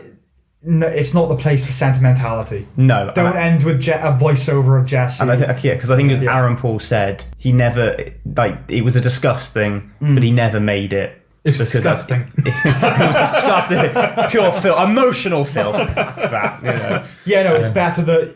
I mean, you know what's in the letter, essentially, don't you? Yeah. It's better left implied, I think. Yeah. Yeah, Yeah. but apparently those were the other options for the Okay. ending. Okay. I'm glad they went with Yeah. the ending they did. Yes. Yeah. Because I don't think I would have liked the emotional ending of just sat there, just half sad letter being read over. Yeah, here's the thing, though. The film isn't called El Camino. I'll tell you what the film is really called. What's it called? It's called The Last Frontier, right? But the problem is, because that's very Star Trek, and because it would sort of give away the ending at the start of the film, Yeah. he's used El Camino. But I'm telling you, that film is called The Last Frontier, a Breaking Bad story. Yes. Call it Alaska. Alaska, a Breaking Bad. Because you know what I mean? It's, Mike says to him, it's the last frontier, you can be anything you want. And then as he drives off, you see the last frontier on the number plate. Yeah. And The also, story is called The Last Frontier. and also okay? towards the end, they just drop all pretense and It's it a becomes Western. a Western. Yeah, it's a Western, and so you call it The Last Frontier. Yeah, exactly. The last, it's all there. Yeah. But so in my head, I will now call it The Last Frontier. Well, I was saying, Okay. because El Camino he's obviously driving. Yeah, and it's in a lot of the film, to be fair. Yeah. Yeah. But yeah, it's a weird, it's sort of just a random thing, isn't it? Like, what am I going to call it? It's I'll what call am I it- going to call it without giving away? That's exactly what Yes. it is. It's a title Yeah. you use to disguise Yes. the thing of the film. Yeah, It would probably be a working title if not for the fact that yeah, they were so desperately trying to keep it a secret. The fate Yeah. of Jesse Pinkman. yeah. I did think watching it that I would probably really enjoy it. Not necessarily keeping it tight, but the idea of just watching two characters like Skinny Pete and Badger together, just like as like Yeah. a little thing. I'd probably quite enjoy watching those two because they seem. Oh, quite- they're Yeah, like they're great. their rants and arguments they have while they're Yeah. like on meth and everything. Yeah. So Yeah. they're great. See, some one- internet shorts of that. Yeah. like- That'd be great. One thing that TV shows do is after the first season, if it's if it's acclaimed, they'll try and lean into what they think has made it successful. yeah. Yeah. Same with film series. With Breaking Bad, it's one of the few shows I've seen that does it well. Where it's like, right, audiences like the random conversations that Badger and Skinny Pete have, like Yeah. about zombie games and stuff. And so you get that whole Star Trek script pitch Yes. in the film. Yeah. That is like 101 how to do what the audience likes. Yeah. Yeah. You know, Jesse saying bitch, we'll have him go, yeah, bitch magnets. Oh, it was always good at doing that. The fact that I think you get. Do you actually get a full one in the film? You get one. And that's during the one flashback. when he's old Jesse. Yeah. Yeah. The fact that he doesn't say bitch at all. Yeah. It's like Oh, it's he's grown up. No. See, No, that's genuinely what it is. Yeah, He's, yeah. he's a. I just felt like it had been beaten out of him. Yeah. Yeah. His adolescence has been. Yeah. The dumbness has been. There's a few little when he's with Ed, he says like, "Yeah, you're the guy." Wait, what? Yeah. There's like the odd little moment of levity where he's being a bit dumb. But yeah, no, I think being tortured by Nazis for the better part of a year. It's sort of, Because if his last line, because I was expecting more to come, and I was like, it's going to be like his last line. Something I was like, if his last line had been like, "Cheers, bitch," or something like that. No, but you know what I mean. yeah. What is his last line? What is his last line? Oh, it's nothing major. Oh, it's when he's talking to Jane, isn't it? Yeah. Yeah. Okay.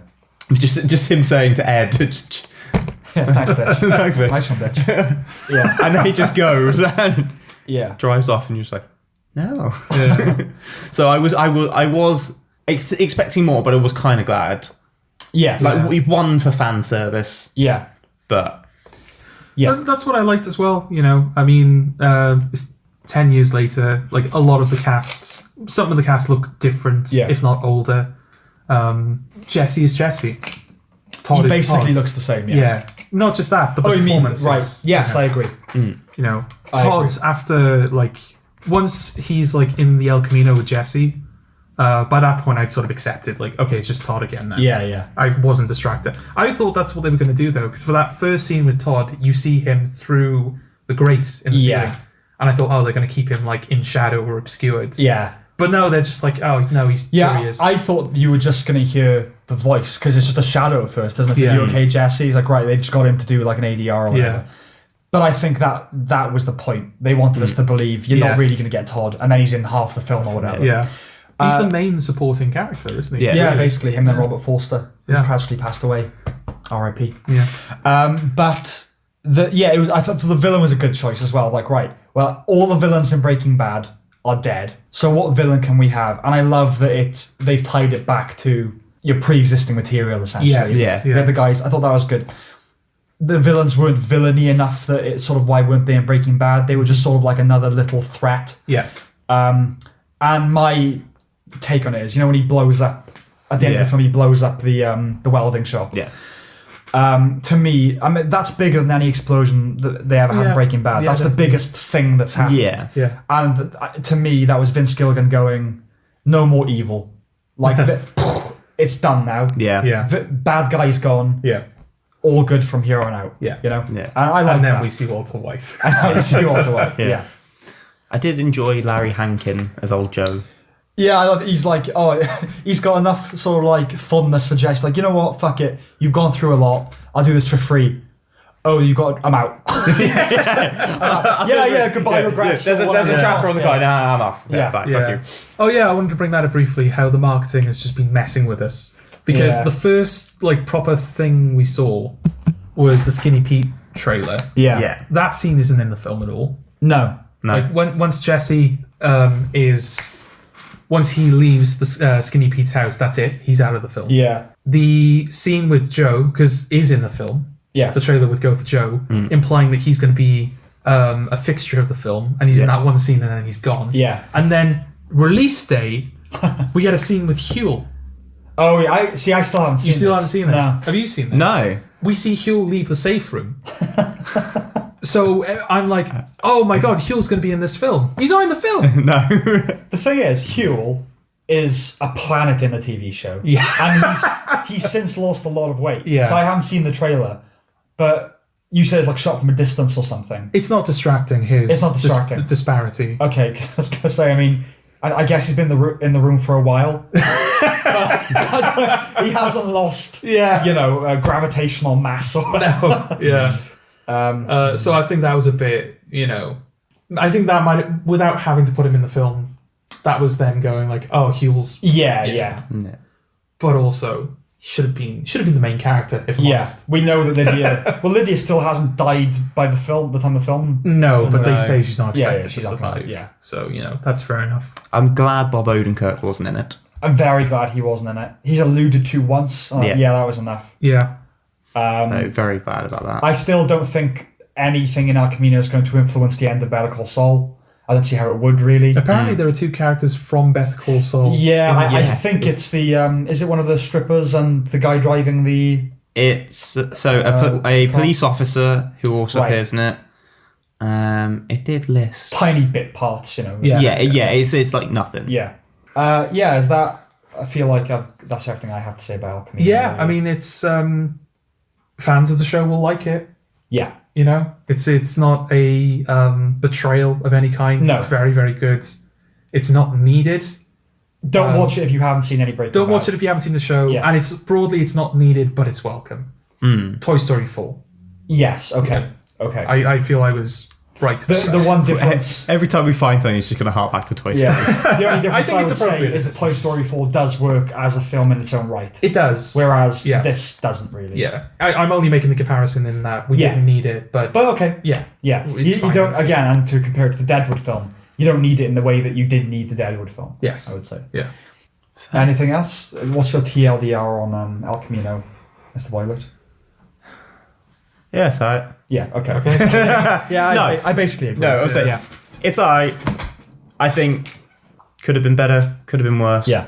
And I just say you probably really can't watch it without watching Yeah. Breaking Bad. Yes. And of course, what this does is throw up, well, because you basically get the same ending for Jesse as you do in Breaking Bad, I guess you can now do another Breaking Bad story where it's him in Alaska. Yeah. But no, I would be more open to that than El Camino. Really? Yeah, I'd be more open to, right, we just kind of, we skip a year and Jesse's in Alaska, a new story. Because, Right. well, okay, at least it can be its own thing, you know? It's okay, but isn't that sort of loaded with the expectation that Jesse's going to eventually get caught? Well, who knows?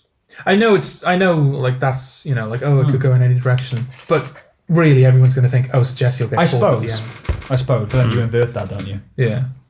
Yeah, sorry, I'm having a nose at Better Call Saul to see if they've... Because obviously we know there's a season 5.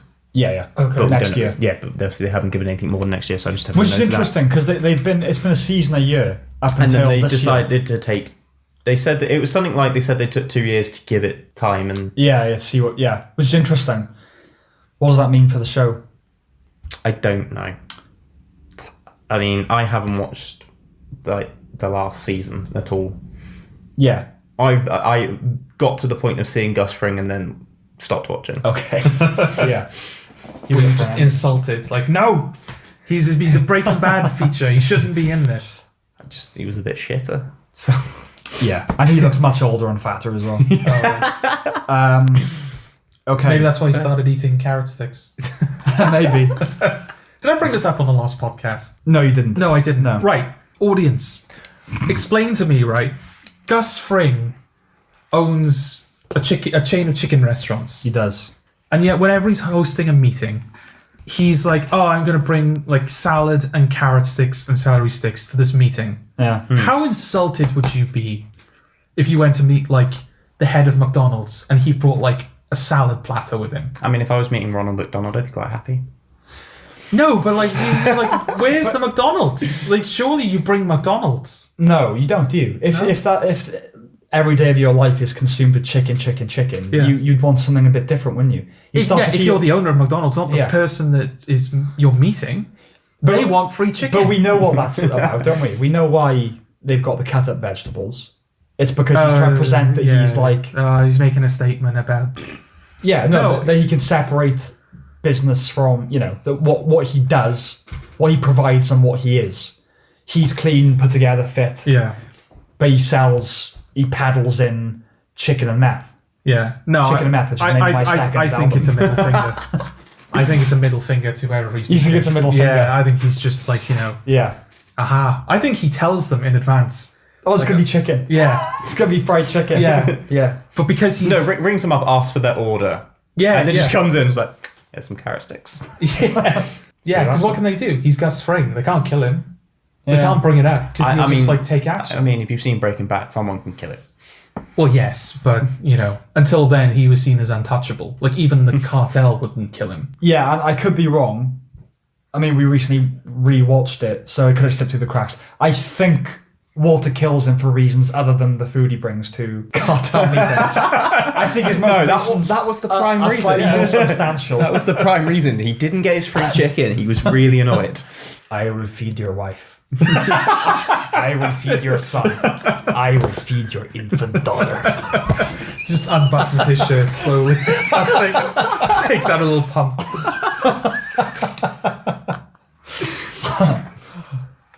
Chicken milk.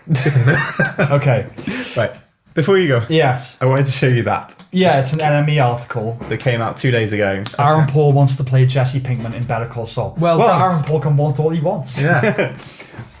Would I feel like that's been a thing for a while. it has, but the fact that he's actually come out and said it. Yeah. I mean, everyone has said Walt can't be in Better Call Saul. No. No. Unless it's like a complete, again, a tangent story. yeah. But yeah.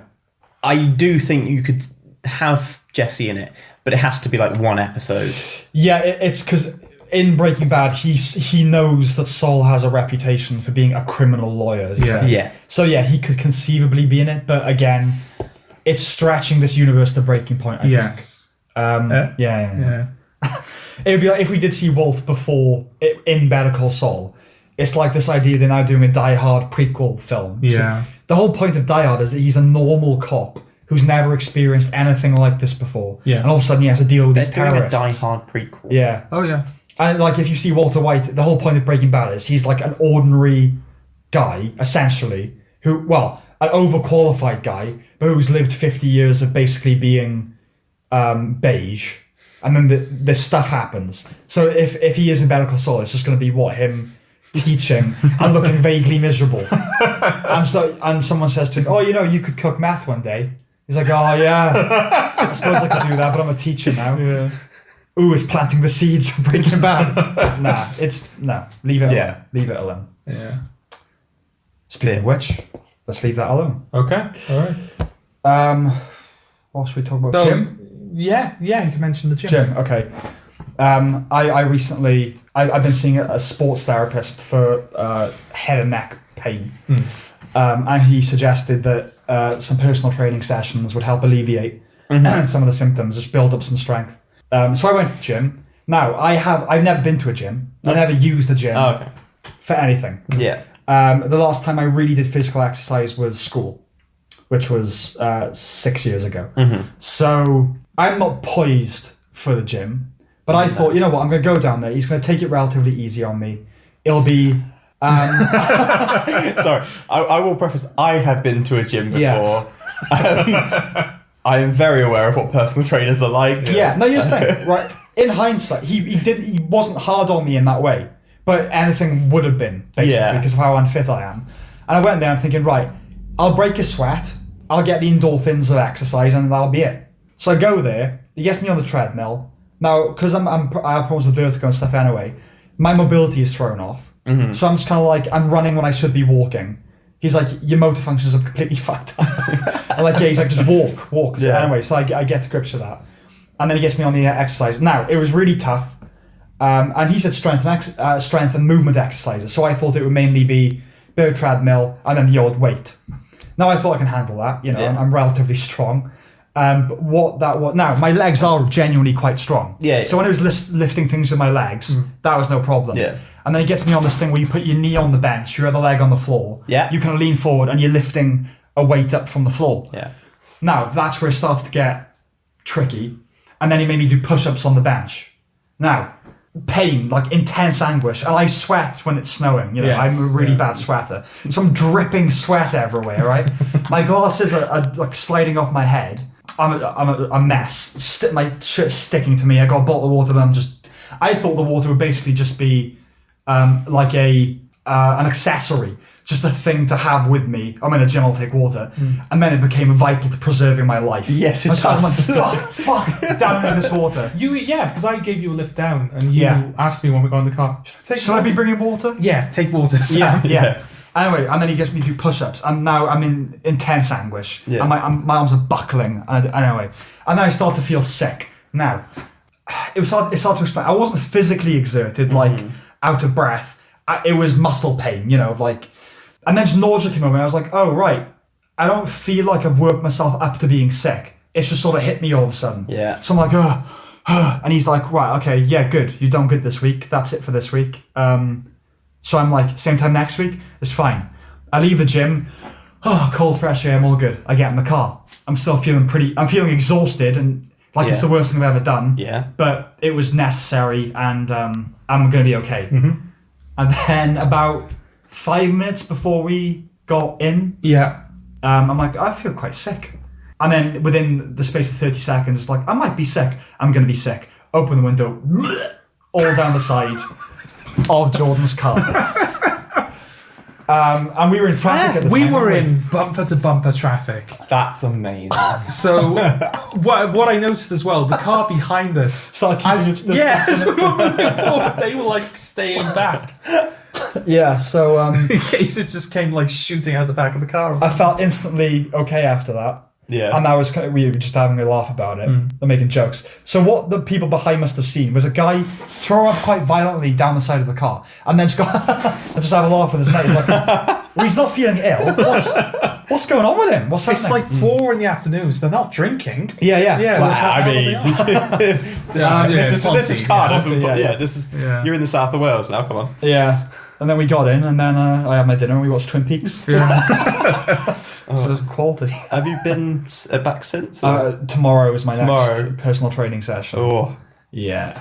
fair. No, do it. I mean, I've still got to be signed off Yes. to go back to the gym because, funny enough, they don't let you go back straight away if you dislocate your shoulder. Peculiar. Yeah. But yeah, I've got to be signed off when I go to. Oh, I've got doctors next week. Right. I've got to be signed off for that. But they were recommending me going back and, Yeah. because obviously it's to sort it out, good proper rehabilitation. Yes. Yeah. We just think because the nausea seemed sort of Deus Ex Machina, for lack of a better word, it came out of nowhere. Yeah. To me, I sort of felt like it was less physical stress, and like my body was philosophically rejecting the gym. So it was. I mean, I can believe that. It was a concept vomit. Yeah. Right. I would say, water. I used to take a 2-litre bottle of water, finish it off, and sometimes still use the tap at the gym. Yeah, tomorrow I'm going to eat a few hours before I go. Yeah, do that. Oh, that was the other thing. You hadn't eaten. I hadn't eaten anything. 100%. Yeah. That probably added to you feeling ill. But you need to eat. It's part of that just arrogance that all humans have, isn't it? Of just like, well, I'm not like everybody else. Do you know what I mean? Like, my body doesn't respond the same way everybody else's bodies respond. Yes. So it was generally quite upsetting when I felt it. But of course, I don't exercise. I've been ill. Yeah. Of course I was going to respond. But you tell yourself, I'm just going to like break a sweat. Yeah. Yeah. Yeah, it was a bit more. No, it is. Yeah. So yeah, my TLDR on gyms is, don't go unless you want to be fit. Right. George. Yes. Should we tell the audience about our gingerbread story? Okay. And Mr. Boiler. Yes, Eddie has no knowledge. I've been kept in the dark. Okay. Yeah. It's not like an amazing story as much as it is just an unusual, psychologically intriguing one. Right. This happened about a week ago. Yes, we were watching Breaking Bad, I believe. What had happened is we were... I'm only saying that quickly just because our memories of it, we are sort of rediscovering the story as we tell it now. Yes, it's been like a week or so, isn't it? A little while ago.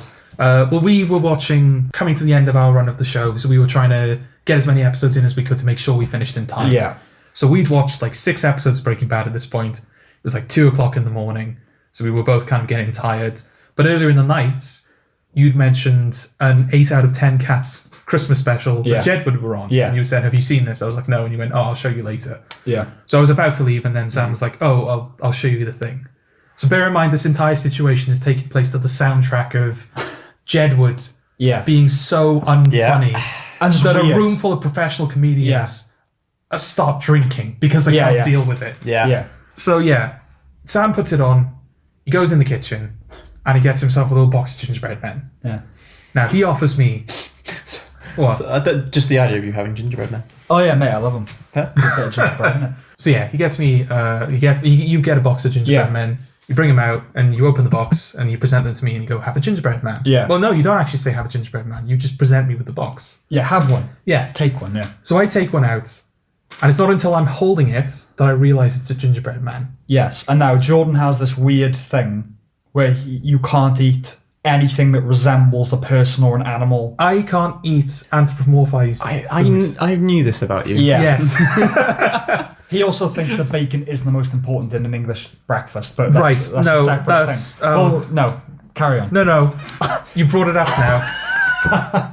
No, it's a separate... Maybe we'll come back to it after the gingerbread story. Okay, right, okay. Yes, so I'm now holding this gingerbread man. Mm-hmm. I'm like, shit, I've just taken this from him. How do I can't eat this, so how do I give it back to him? Now, when I offer the gingerbread man, Yeah. I've completely forgotten that Jordan has this thing about eating Yeah. anthropomorphized thing. Yeah. It's just a casual, do you want this? Yes. Yeah. But I don't realise it. I think that Sam fully remembers. I'm goading you. Because as I'm holding this gingerbread man going, oh, how do I give this back to him? Sam goes, here, have another one. Now, whenever I have a box or a bag of snacks, I typically offer Jordan one. Yeah. And then eat the rest myself. It's very rare that I offer two, and certainly not at the same time. Now, for whatever reason, the stars were aligned that evening, the universe conspired, that for some reason, when I offered him one, I was like, because it's a massive box, like, have another one, just take two. Now, because that never happens, that concretes your belief that I am just trying to prod you into like a reaction. Yes. And I think Which, just sort of... I mean, based on the last few weeks of me visiting the house, would be fair. No, it's not. I'm not above it. No. But, which again reinforces the point. So yeah, kind of out of shock, I take the second gingerbread man, not really thinking. Oh, pure shock. Yeah. So now I'm holding two gingerbread men that I can't eat. Yeah. And also, I can't return to Sam. Because I've won. Because... if you... Well, no, that's the problem. I can't return them to him. Because A, he's either not going to take them. Yeah. He's going to be like, no, eat them. Eat them. Do it I'm gonna make you eat them. Yeah. Or it's going to be very uncomfortable. Because I've, the laws of politeness dictate that I take them from him. Yeah. Mm-hmm. And you can't just give back a gift. And you can't just give back a gift, So I'm just sitting there while Jed would being unfunny. Like, right, how do I... Just staring at these gingerbread men going, what the hell do I do? And Sam is on the sofa just watching casually. And then he goes, oh, wait, you can't eat those, can you? And I'm like, no, I can't. Because, bear in mind, I think that you were just realising this. I'm actually just realising, but Jordan thinks I'm falsifying a reaction. Yeah. To speed things along. Yes. Yeah. Because I'm just sitting there. She's like, right, I got to get him to eat them soon. So I'm going to put him on the spot. So I'm like, you can't eat those, can you? And I went, no, I can't. And he's like, oh, what are we going to do then? Yeah. Then just dropped it. It didn't go past that. I think so, yeah. Because you went back to watching the thing. So I was like, right, he's forced my hand now. I have to eat them. But I can't. I can still maintain dignity. I can't give him the satisfaction of seeing me eat them. Yes, if I eat them without him seeing me eat them, I still win. Yeah. I still keep my dignity in this situation. It doesn't sound like it. So I start to break up one of the gingerbread men in my hand. So they're small enough that I can just sort of shove it in my mouth without him seeing. Mm-hmm. Yeah. So I do that. I eat the first gingerbread man. And I have to sort of prepare myself to eat the second one because it was quite traumatic for me. So I'm having to build myself up to the second one. So I'm just sort of like, toying with it in my hands for a while. Just kind of like, I'm just going to have to get round to this soon. Right. It's at this point. Now, I've, out the corner of my eye, noticed that Jordan has been eating something. So I'm like, oh, he's eating it. And again, my mind wasn't at all thinking about goading you or anything like that. You were being malicious. I weren't. No, and if you had eaten it, I wouldn't have then gone, it was 2:00 in the morning. Yeah. I would have just dropped it. I wouldn't have even thought about, carrying this forward. But anyway, so I'm seeing him eating, I'm like, yeah, he's eating it. But then there's a long time, and he's not doing anything with the second one. And he's sort of twiddling it, and I'm not sure what's going on. I'm like, did he eat that first one, or did my brain deceive me that I was seeing that? So I start thinking, right, what he's doing is he's breaking up the gingerbread men, and he's hiding it in the couch because he doesn't want to eat it, and he doesn't want to give it back. So he's like sliding them in the couch. Yeah. And because of my obsessive compulsive cleanliness, I start internally freaking out, like, oh, the fucking bastard, is he doing that? Is he putting gingerbread men down the couch? I'm like really getting angry. Yeah. But I'm not saying anything. So but then I'm like, right, Jord, did you eat the first gingerbread man? And you say, I don't think I answered. No. So what's also been happening is, because he's trying to covertly not give me the satisfaction of seeing him eat them, he's breaking them up and putting it in his mouth. And what's happening is, because he's like glancing at me sideways to try and, to see if I'm looking at him, and I'm doing the same thing to see if he's putting it down the side of the couch. What we're doing is like, we are reinforcing each other's ideas. Yeah. About what the other's up to. So paranoia is setting in. Yeah. And I'm like, right, well, he's being shifty, so he's clearly fucking up to something. Yeah. He's pulling the gingerbread men down the side of the couch. Yes. So I think you asked me. Are you eating them? Yeah. And you're thinking, if I say yes, he's won. Yes. So I can't give him a straight answer. Yeah. So yeah, you're squirrely about it. Yeah. Yeah. So again, silence sets in. Jedward are continuing to be unfunny. We're sort of half watching the TV, half watching each other, thinking, what's he fucking up to? Yeah. He's up Something's to going on. Yeah. Something's going on. What's he up to? And out of nowhere, Sam just looks at me with complete sternness and just goes, "Stand up." Yeah, because I was like, it's 2:00. I was quite tired, and I was like, I can go along with whatever. Because Jordan, let's also give some context. You like to troll me, don't you? Yes. You like to provoke me. Yes. By being quite weird and doing these sorts of things. Yeah. And I'm easily led by it. Yeah. I let myself get really annoyed. Yeah. So I'm like, I'm not going to do this. I'm just going to make him stand up. I'm going to check if he is actually putting it down the side of the couch. Yeah, so I say stand up. Yeah, stand up. Now, bear in mind, I don't know what's going on in Sam's head right now.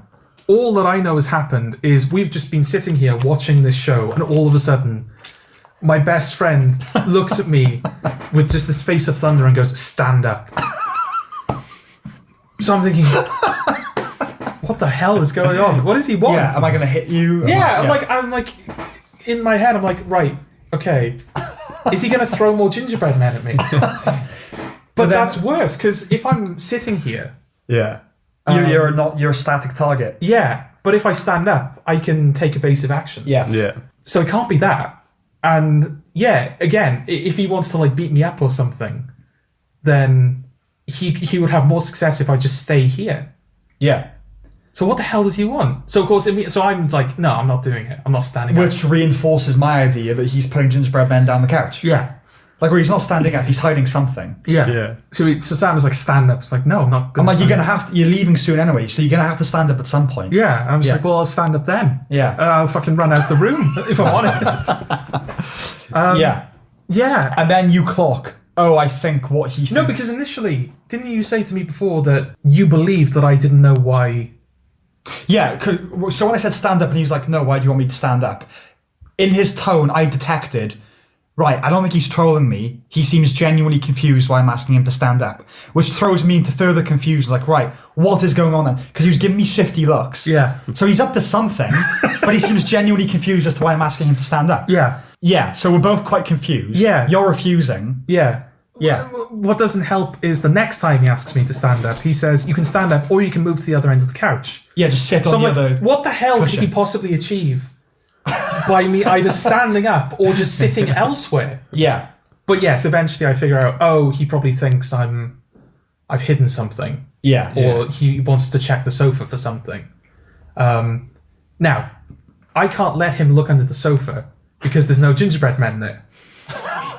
Because if there were gingerbread men there, I'm screwed either way, right? Because if there's gingerbread men there, which there isn't,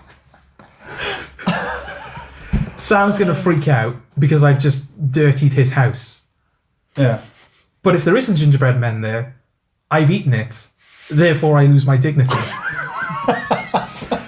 So, at that moment, I have to continue denying Sam. Yeah. Like not knowing what I'm up to or what I'm thinking. Yeah. You just have to go along with, I just have to... Something's going on, I just got to go along with it. Yeah. And so I'm saying move. He's not doing it, so I'm just like, fuck this. So I stand up. I pull him off the couch, and you're trying to get back on the couch. Oh, but I should mention, by this point, I've broken up the second gingerbread man, prepared Yes. to eat it. But because Sam is now watching me like a hawk, there's no opening. So I just have gingerbread men, like the fragment of a gingerbread man in my hand. Yeah. So I throw him off the couch. I pull up the cushions. There's nothing there, obviously. Yeah. Meanwhile, Jordan's quickly eating the gingerbread man. Shoving it into my And mouth. all I can detect is that he's up to something and he's moving quickly. Yeah. So I'm like, right, when I'm not looking, he's put it in the other side of the couch, like the other cushion. Because he's fucking, something's going on. Yeah. So, but I quickly deduce, right, there's nothing there. So what's happening? Is he putting it under the couch, behind the couch? So I think I just up front ask you, are you eating the gingerbread men or are you putting them in the couch? Yeah. And what do you say? Well, I can't give you a straight answer, can I? Yeah, you can't. Yeah, you can't. I can't. Yes. So I think he was at that point. Did it all just kind of end at that point? Yeah, I think you you asked me, and I think it was you just went, right, what the hell is going on? Yeah, forget whatever framework we're in. Yeah. Are you genuinely eating the gingerbread man? Yeah. Yeah. And you say... I still don't give you a straight answer. Yes. But then you start to explain yourself. It's like, right, I think this is what's happening. Yeah. And it's at that moment that we both realise, oh, we've both, like, just instilled paranoia in ourselves over nothing. Yeah, but Not only that, but the situations. yeah. Like, somehow it's like this perfect storm of things that perpetuated our belief that the other person was up to something. Yeah, it doesn't help that, like I said, it was a weird time. It was a weird vibe, kind of soundtrack to it. Yeah. And it all came together to create the feeling of, I really felt, because of the ambiguity of the situation. It was like, I don't know what you call this situation. It's so weird. Yeah. That I started to feel like I was tripping. It genuinely, because it had that early morning vibe, it was like, oh, my head's spacey. I can't make sense of concepts. Yeah. What's going on? Anyway, we just thought we should... yeah, and then there's no ending to that. There's no ending. It just petered out. Yeah. You two are fucking weird. Fair play. Yeah, there we go. That's it, really. Yeah. That's everything ticked off. Yeah. How do we wrap up? But yes, you may have seen announcements put out. This will be coming out every week from now on. Yes, this will be a weekly podcast now. So you get to hear more from us. Yay.